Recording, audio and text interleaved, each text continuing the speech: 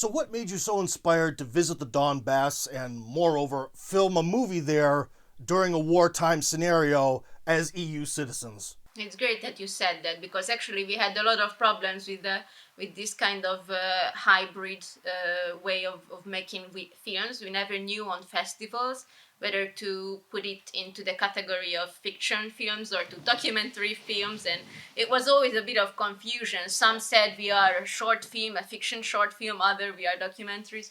So the Donbass, in reality, we have always been interested in topics of socio-political weight. Um, and on the other side, we were both artists, or we want to be artists, like we are interested in artists, then let's make the world judge if we really are.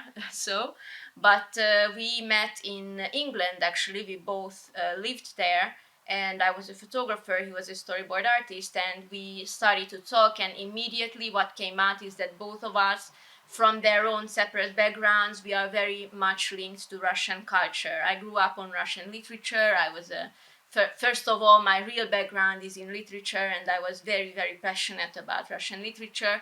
Luca grew up with Russian literature, film, music. His father was cultural representative who was organizing cultural events between the Soviet Union and Italy. Sorry, I'm talking instead of you. It's okay. I It's will okay. stop. You can say. No, you no, can, no, no. you Please can go repeat. ahead. So, first of all, we discovered immediately that we are both very much linked. Like, that was our first conversation. It was about Russian culture. And about the Donbass, it all started because we, first of all, followed the events from 2014 on.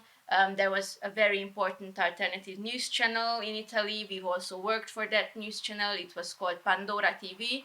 The leader was Giulietto Chiesa. He's a very important journalist, also in Russia. He was an important figure. And we followed those events. And at one point, I was working as researcher for actually an English director who was working for BBC, Netflix, and he was looking for topics for. So he was like, I want something with Russian ballet. So I was looking for something interesting, not just to just go and shoot some Russian ballet, but some story. And I couldn't find anything. Researching. I was complaining, telling Luca, "Ah, can't believe it, I can't find anything."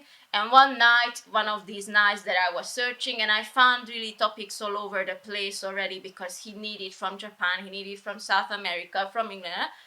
And then I just read an article saying that the Donbass Opera is making a tour in Russia. And I was like, wait a second, isn't there the war there? How do they make a tour in the middle of the war?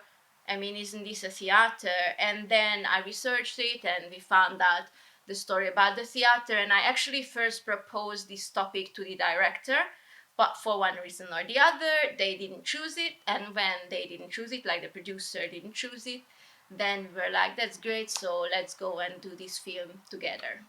Please don't take this as a negative, but so what you're saying is Netflix basically told you no, and then you guys were like, well, let's just do it anyways. And so somehow you gathered money and started doing it, right? Did I get it? So the thing is, of course, there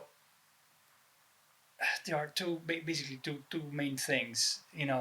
If you want to approach from their side, maybe not Netflix. I don't know who was actually who was behind the director, who wanted, or let's put it this way, who the director wanted to uh, ask. Distribute Yeah, with. It yeah, was Netflix. exactly. I remember Was it it. was it Yeah, Netflix? he's an independent director. He worked with a producer, and together they were looking for topics to distribute by Exactly, Netflix. yeah, to be produced by some like BBC or whatever. But of course, as you may understand, from their side, that kind of topic, it is a bit delicate, and and also there is another major problem, that if you want to go and shoot there, it's a bit dangerous. So like there are a lot of costs for like whatever, Insurance, like life insurances insurance. and blah blah. So it's very difficult. So they discarded it, and yeah, we were very very happy, because we felt that we understood what was going on there. We profoundly, deeply understood the importance of what was going on there. And therefore, when they dropped the topic, we were so happy because we could make the film about it. Go there, meet the people, talk to the people, really, understand fully what this, not only like what they're doing physically, but like their spirit, why they're doing this, why.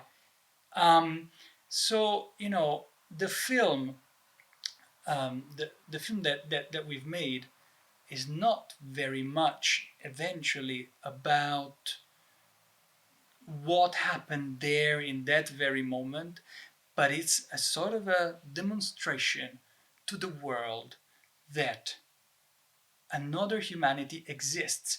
What they have done doesn't correspond at all to the mainstream narrative. What we hear since we're born basically is that the, the man, like the humans, are basically as simple as machines. They just move forward where there is an interest. They stand still when there is nothing, or they just move backwards if there is a danger to their interest. It's like, I don't know, it's a switch, basically, human being. But these people were doing everything. Everything they were doing was just opposing blatantly that narrative.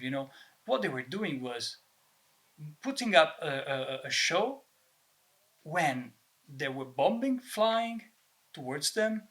They had no food, they had no electricity, they had no heating, water, and mostly they didn't have any money because Kiev stopped paying them. And therefore, like, why would you do that instead of fleeing? Just pack everything up and run away from the bombs. No, you know what they've done? They have created a bomb shelter under the stage, so that could save them from the bombs. They turned the whole theater into their home. And not only their home, actually, because they were also evacuating people from the more bombed areas, and they used the offices to put inside people, like citizens, to live there. They were giving free performances. The soldiers were taken there to watch the shows. The people could go for free. So they weren't really doing it for themselves. They were doing it for the people and for the city and for the sake of art and for the sake of the human mind of everybody that was living there. It was a sort of safe haven for them. So, this is the scientific proof that the human being is not what someone says that it is. No, it's not. The human being doesn't just move when there is some kind of money interest. No, they resist. And what did they do in order to resist the bombs? They put on a show, artistic show. It's what they have done. What they've said to us was that if we would evacuate the premises, the building, if the theater dies, then the city is lost, because the soul is lost. So, but they had one major problem. That was that, okay, we do everything in our power to put on this show. And do you remember they even told us that they bombed their the place where the storage place where they kept all the dresses and the props. They have to remake everything. It was like burned down. So like it was terrible for them, of course, a major loss. But eventually they managed to put on this bloody show, and they didn't know whether the people would come and see it. They gave out the tickets for free. So they didn't have any payment from anybody, but they didn't even get any payment from the tickets. Wow, no ticket money at all? Oh man, that's like, making all sorts of creative works and putting a ton of effort into it and barely getting paid anything. Yeah, I can relate. I think the most important part of this story, which really shows the importance of what the theater did, is that eventually, when the hall got full of people who all came to see the show, and the bomb fell right next to the theater. So the theater, and this is a true story. We were Everything told is this true. story. So the bomb fell next to the theater, and with all the audience already inside, above the audience head there is like a huge chandelier, like a huge lamp, which is also the logo of the Donbass Opera, because it's so big that it takes up a big part of the audience. And it just started to swing, like with all the audience underneath. If that falls on people's heads, that's it, because of the hit of the bomb. And what happened is that there was a moment of pause. The orchestra stopped.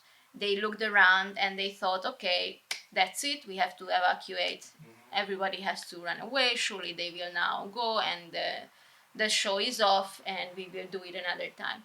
And instead, nobody, not a single person of the audience stood up. They all stayed seated and they started the show. And this is the strength. It is the strength of the spirit, because in any other situation, if you just walk on the street and your city is bombed, you are going to flee. A lot of people fled those areas, and they've a right to do so if they have to protect their family, if they have to protect themselves, it's okay. But in that moment, they all felt that it is their duty to stay, and they stayed in all this. This is the strength. This is the strength of the art of the spirit. It's so important. We really have to understand this strength and use it, because it is the strength of the mind. It can be stronger than the strength of the weapons. Because I know a thing or two about how the media works, and when you're filming a movie, you're going to need location scouts, a lot of planning. You're going to need cameramen, lighting guys. Very often you have to organize for people to stay at hotels, lodging, food, all this other stuff, right? How exactly does one do that in the middle of a war zone, especially as EU citizens who are technically on sort of the other side of the line? Speaking of which, have you guys gotten in trouble back home for your film or anything you've done in the Donbass yet? But anyways, back to question one. How the heck did you pull this off? How did you organize all of this? Well, it was, first of all, I remember at the very, very beginning, I called the theater. When I was still researching. And the PR department answered the phone, and they didn't even want to speak to me because I don't even speak Russian, so I spoke in English, and they just put the phone down.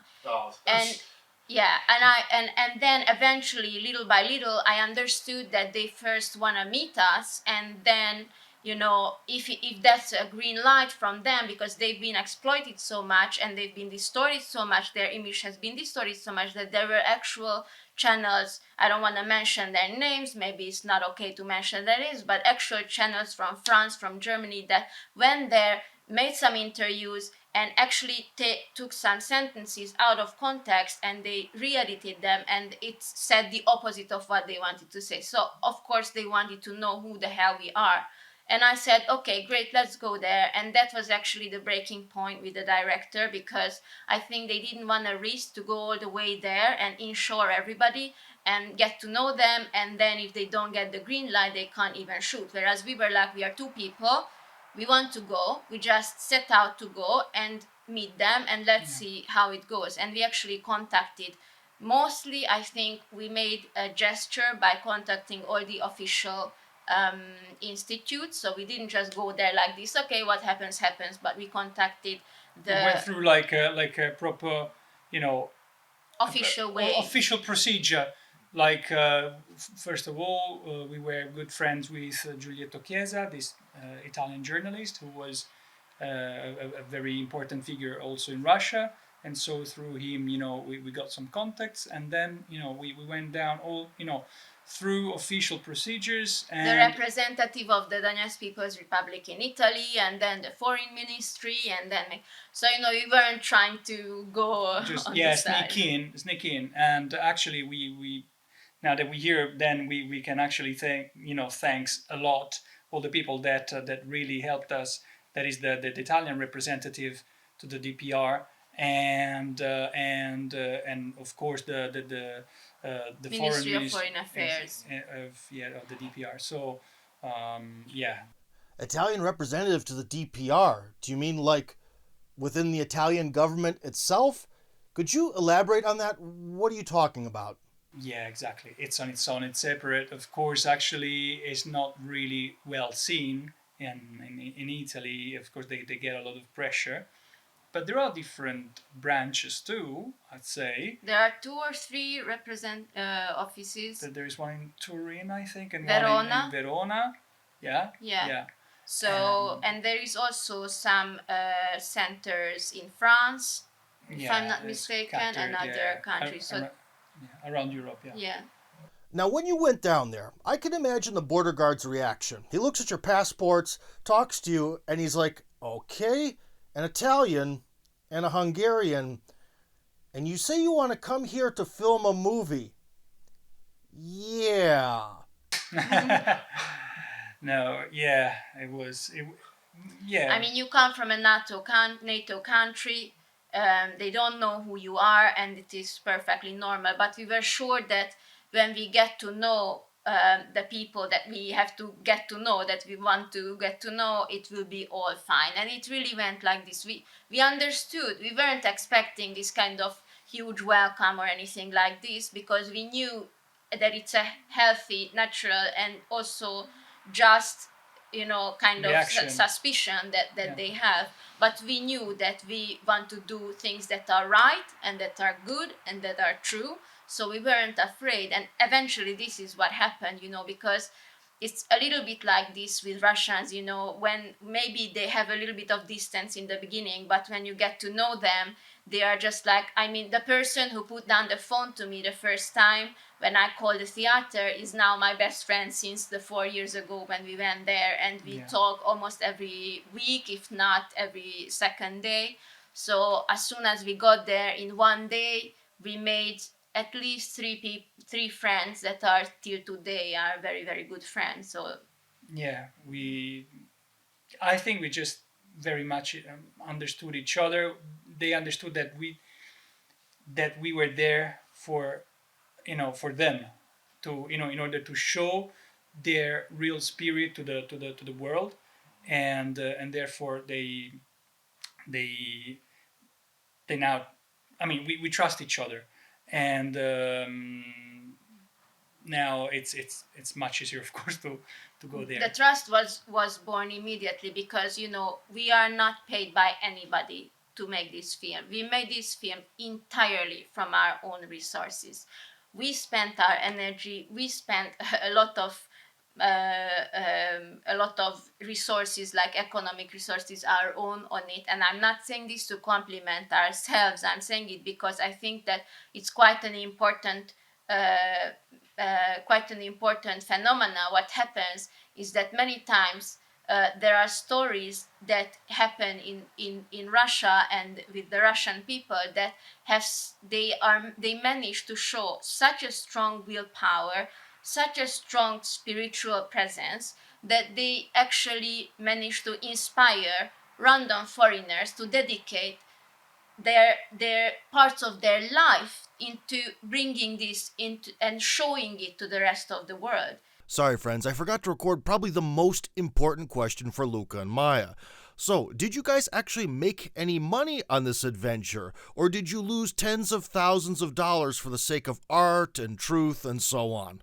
Losing is not the right word, because actually we made the most important friendships. I mean, if I would do it 100 times again, because the experience that we lived, the depth of this journey, it has made us better. And I think that the result what we had is the film. I think that it was very important for us to make this film. It said we managed to put in what we want. It's a little concentrated version of what we want to give as a message.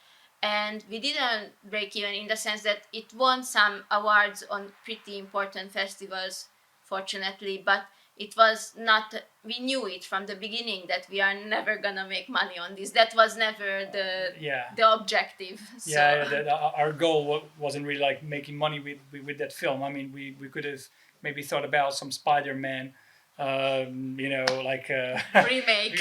remake. I don't know, like Russian Spider-Man. whatever. Yeah. So, I mean, the one thing that might interest you is that the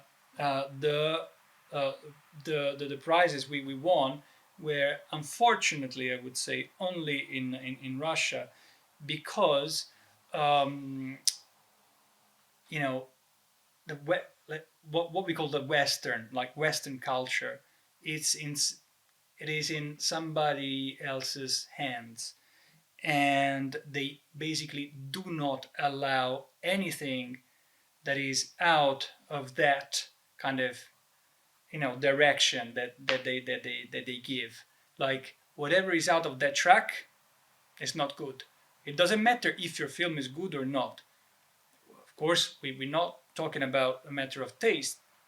I mean, if it's, we cannot say whether our film is ugly or is good, because it's our film.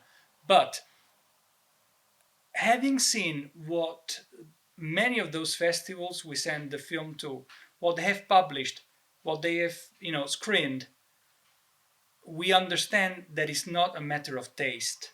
It's a matter of political views, and they just choose not to show those kind of things. And another very important thing is that if you have the chance to watch the film, then, like anybody of you viewers have the chance to watch the film, you will see that we never say anything about Ukraine, because it's not a, we don't want to put the thing into like some kind of opposition, like the the Ukrainian people are bad and these guys are good. No, we're not saying that. There are people. The only difference is the people and the powers. Powers have interests. The people are the victims, all of them. So we never put against each other the people. We never name Ukraine. But the simple fact that you, sorry for interrupting, Yeah. but the reason why because festivals, they are all politicized. If you see a commercial festival, look at the funding, like it's all politicized, because you will find embassies, you will find political institutions, Foundations. you will find TV channels which are clearly politicized or leaning towards one direction. So, the simple fact that you speak well about people that you shouldn't speak well of, they are not going to choose you. And we actually received emails that unfortunately your film is not in line with our festival's values, but when we were lucky. Literally, like, we received email responses, like, at least, I mean, don't respond, but if you're responding, I prefer that, actually. It's like, yeah, actually, it's more honest. I mean, we know it anyway that is why it happens. But this explains, what kind of what kind of reality we live in. Like, at least in the West, what we call the West, which is Europe and the United States, and Japan too. It's not exactly the West, but yeah. So basically, it's totally impossible to, in the land of freedom, you're not free. That's too, you're not free to express yourself. They always talk about art, freedom of expression, and then in reality, there's no absolute nothing. There is freedom of speech as long as you say what they want to hear. Exactly. So. Speaking of freedom of speech, have you gotten any big responses about your movie? And also, speaking of freedom of speech, have you gotten any big responses about your movie, especially from Russians? And also, are the responses from Russian people very different from the responses you get from people in, say, the EU and elsewhere? We have literally not received anything negative about the film, and this is exactly, I think, the result of what Luca earlier said, that in the film we have avoided pointing fingers. We are not saying anything bad. We are not putting anybody against anybody else. So, well, from the Russian side, I can maybe tell one detail that explains more or less the reaction. that when we sent this film to Russian festivals, there are two very important festivals. One is called Pobedili Vmiesте, One Together, and the other is called Ruski Kino Festival. And both of them are festivals that are very much focused on the Russian spirit, the Russian culture, the representation of the values that the Russian culture shows to the people, to the world.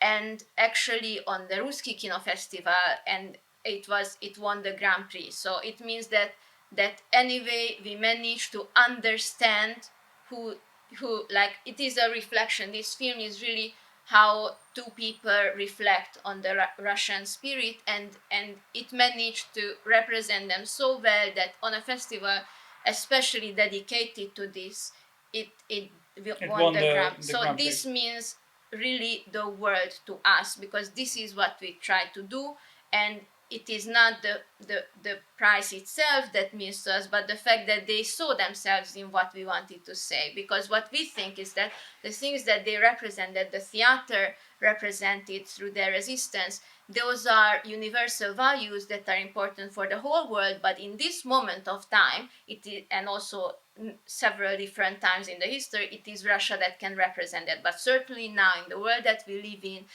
Russia should be the country that shows the way to that kind of real humanity, that alternative humanity to the kind of globalist transhuman society that we are heading to in our countries. And on the other side, so this is like Russian reaction or an example of that.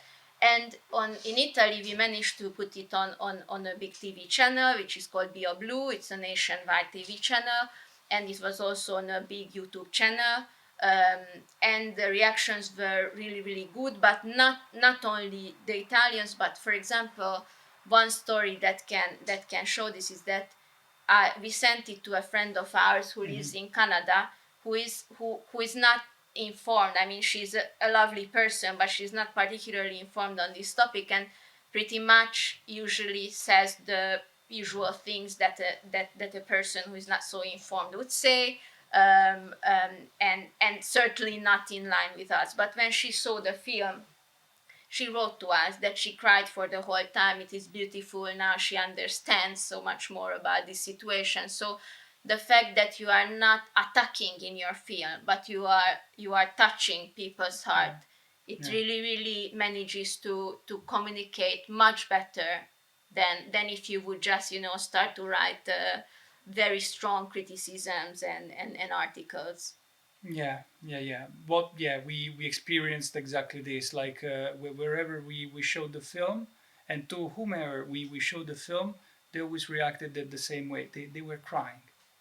They were moved because this is a universal message. It's not just something that is local. A local happening. It happened in this very war, that very place, and the characters are Russians or like Russian speaking.